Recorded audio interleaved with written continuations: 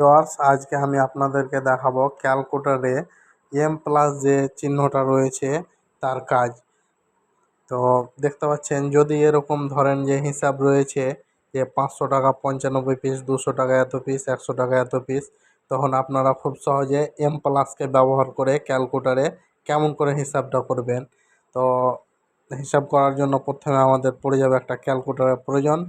আমরা ক্যালকুলেটর নিয়ে নিলাম এবং চলে আসবো এখন হিসাব দেখানোর জন্য। এবার দেখতে পাচ্ছেন এখানে লেখা আছে যে 500 টাকা রয়েছে এখানে 95 পিস।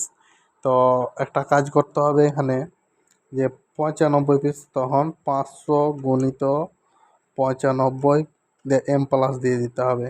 তারপর রয়েছে 200 টাকা 78 পিস, 200 গুণিত 78 এম প্লাস। তারপরে 100 গুণিত 106, তারপরে দিয়ে দিতে হবে এম প্লাস। আমরা এখন এই জিনিসটা এখানে লিখতেও পারি। 100 টাকা যেমন 106 পিস দিলাম, তো এখানে অ্যামাউন্টটা দেখিয়ে দিচ্ছে যে 10,600 টাকা হলো। এবার 50 গুণিত 209 পিস, এবার এম প্লাস ইউজ করলাম, তো প্রেস করার পরে উপরে দেখা যাচ্ছে যে 10,450 টাকা।